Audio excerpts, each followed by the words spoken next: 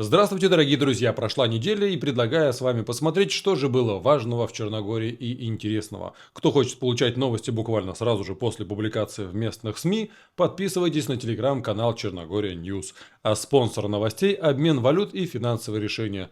Это надежный сервис для безопасного перевода и обмена валют. Ссылка в описании. Если вы хотите стать спонсором, пишите, в описании тоже для этого есть ссылка. Начнем с новости, которая в начале недели заставила вздрогнуть каждого автовладельца. Ожидалось, что цена на дизель подскочит сразу на 31 цент, однако правительство в ходе экстренной телефонной конференции решило пойти на радикальные меры. Так, расчетный период изменения цен сократили с 15 до 7 дней и ввели максимальное ограничение на маржу. На практике это означает, что вместо пугающих евро 81 цента за литр дизеля со вторника мы увидим на табло 1,54. Рост составит всего лишь 4 цента. Бензин тоже удержали, он будет стоить 1,51 вместо 1,68. Министерство финансов признает, что бюджет потеряет огромные доходы, но это единственный способ остановить цепную реакцию подорожания всех товаров и услуг в стране. Теперь черногорское топливо одно из самых доступных в Европе. Цены на топливо – это не только про заправки, это главный невидимый диктатор предстоящего турсезона. Эксперты предупреждают, Черногория рискует потерять качество отдыха. Почему? Потому что большинство гостей из региона, особенно из Сербии, едут на машинах. Дорогой бензин и дизель заставят их экономить на месте. Они либо будут сокращать отпуск, либо меньше тратить в ресторанах. Есть и глобальный вызов. Из-за войн рынки России и Украины потеряны, европейцы теперь боятся летать далеко и ищут безопасные места поближе, что вроде бы на руку Черногории. Но здесь Черногория вступает в жесткую конкуренцию. Туристы все чаще выбирают Египет и Турцию. Причина проста. Пакет «все включено» там зачастую обходится дешевле, чем просто проживание в Черногории. Аналитики бьют тревогу. На бумаге туристов, скорее всего, будет много. Но реальная прибыль может стагнировать из-за инфляции. В связи с этим я предлагаю отличное антикризисное решение. Большинство туристов выбирают Будву, поскольку из нее удобно ездить в другие города, где красивее, чем в самой Будве. А что если изменить формат и вместо недели в Будве, например, 4 дня взять в Сутоморе, а на сэкономленные 200-300 евро еще 3 дня прожить где-нибудь в заливе или на севере, или взять экскурсию. В итоге получится более широкая гамма впечатлений и иммерсивного опыта за те же самые деньги.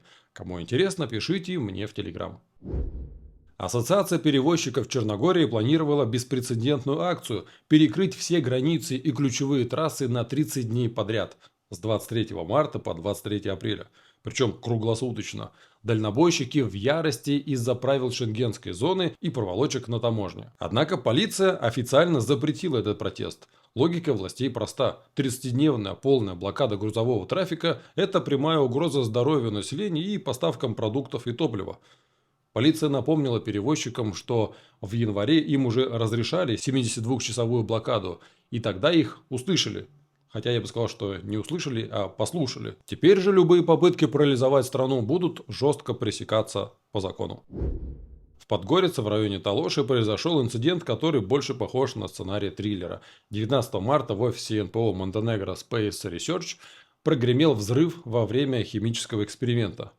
Тяжело пострадали 2 девушки-стажерки. У одной ожоги лица, груди и серьезно травмирована кисть, у другой повреждена барабанная перепонка. Семьи пострадавших выступили с сенсационным заявлением. Они не верят в случайность. Родственники задают неудобные вопросы. Почему исследования проводились в частном доме, который во время опытов запирали на ключ? Были ли у организации лицензии на работу со взрывчаткой?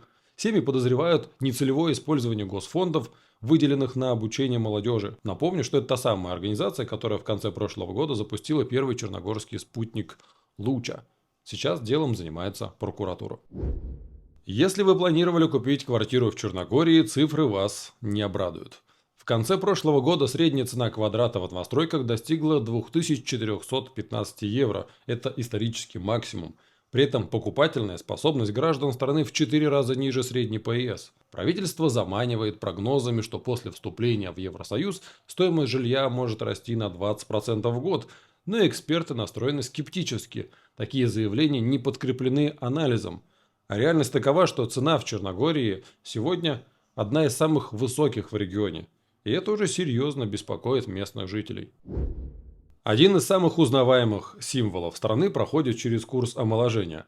Управление дорожного движения показало видео реконструкции моста через Тару. Сейчас там идет установка сложнейших рабочих лесов, это самый опасный трудоемкий этап. Малые арки уже отремонтированы, теперь внимание переключено на огромную центральную арку. Весь проект стоит 6 миллионов 700 тысяч евро и, что примечательно, это безвозмездное пожертвование Китая. Работы не только продлят жизнь историческому памятнику, но и сделают проезд по нему гораздо более безопаснее для туристов. Город-Бар официально начал свой путь к своей большой мечте. Подписан контракт на разработку проекта национального водного центра. На площади более 18 тысяч квадратных метров разместятся олимпийские, вспомогательные и открытые бассейны, а также торговые зоны и рестораны. Мэр Бара Душан Райчевич надеется, что тендер на строительство объявят уже до конца этого года. Бар планирует стать не просто курортом, а главным спортивным хабом Адриатики. Печальная история, которая потрясла русскоязычное сообщество. В районе Завола было найдено тело 30-летнего россиянина Алана Жуковского. Алан жил в Будве и был профессиональным фотографом. Он пропал еще 14 марта, и друзья искали его 6 дней.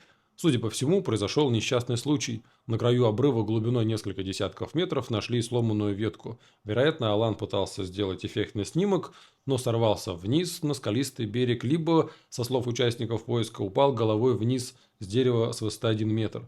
В любом случае, новость грустная. Искренне соболезную родным. Получить водительское удостоверение в Черногории стало ощутимо дороже. В некоторых школах ценник уже доходит до 900 евро. Эксперты называют 4 причины такого взлета. Первое. Государство сильно подняло административные сборы за экзамены. Второе. Рост цен на топливо сделал практически занятия золотыми. Третье. Программы обучения стали строже, добавились новые тесты. И четвертое. Это общая инфляция вынудила школы поднимать зарплаты инструкторам.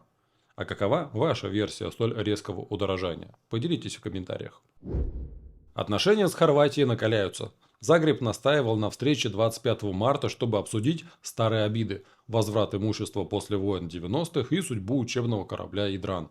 Однако Черногория отказалась от этой даты, сославшись на подготовку условий. В Хорватии это восприняли нервно.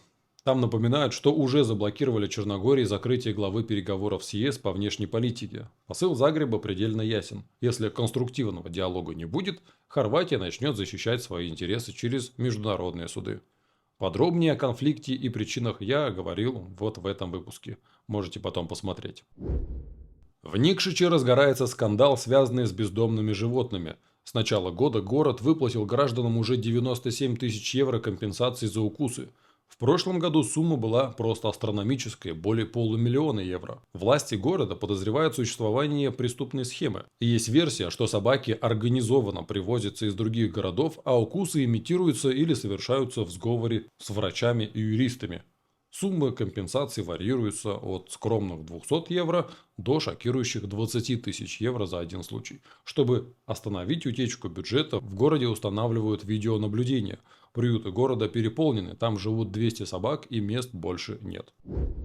Масштабный конфликт вспыхнул между управлением дорожного движения и проектировщиками из компании ГПК. Стороны завалили друг друга судебными исками и заявлениями в прокуратуру после нового оползня в Соколовине. Директор ГПК Иван Шевелевич обвиняет главу управления в том, что тот якобы незаконно сократил длину защитной галереи с запланированных 430 метров до жалких 120, чтобы сэкономить. В ответ управление утверждает, что проект был некачественным и расторгает все контракты с ГПК, называя их жалобы местью. Пока чиновники спорят, дорога Соколовина снова завалена камнями. Если вы специалист и хотите, чтобы о вас узнали в Черногории, вам в каталог профи. Платное размещение и реклама сразу в 14 чатах с охватом более 120 тысяч потенциальных клиентов. Ссылка в описании. Активисты группы «Чисто Гора», в основном это наши с вами соотечественники-релоканты, прошли по побережью реки Риковац в Баре и пришли в ужас. Река буквально задыхается. После дождей все деревья вдоль русла украшены в кавычках сотнями пакетов. Но не это самое страшное. Активисты обнаружили, что жители соседних домов вывели трубы септиков напрямую в реку, откуда нечистоты попадают сразу же в море. Экологи требуют от властей системного решения, напоминая, что статус экологического государства нужно подтверждать делами, а не только красивыми лозунгами. С 24 апреля по 25 мая в Боке пройдет пятый фестиваль ветра. Это событие, которое объединяет Тивот, Котор и Керцик Нови под ритмы парусов и музыки. Программа впечатляет от регат для малышей до уникальной для Европы гонки Urban Downhill Герцик Нови. Также будут выступать известные музыкальные группы. И самое приятное, все эти мероприятия фестиваля абсолютно бесплатны. Завершим обзор новостью о возможном будущем, которое не факт, что наступит. В Никшиче в туристическом центре Вучи прошел стартап-лагерь, где в течение 5 насыщенных дней студенты разных факультетов имели возможность превратить свои инновационные идеи в конкретные бизнес-концепции посредством командной работы, обмена знаниями и постоянной поддержки со стороны наставников. Жюри выбрало 3 победителей. Первый – это Zanatic.me, платформа-агрегатор для поиска мастеров и аренды инструментов. За это она получила приз 1000 евро. Второе – это WorldFire, инновационный рюкзак для пожарных с электронасосом, который намного эффективнее старых ручных моделей. За него приз был 600 евро. И третье место – это Wanderlines. Это удобное приложение для заказа катеров и водного такси. За него выделили приз 400 евро. Дай бог, чтобы эти проекты реализовались. На сегодня это все. Если вам понравилось, поставьте лайк и напишите комментарий. Так YouTube поймет, что контент годный и покажет его тем, кто интересуется Черногорией.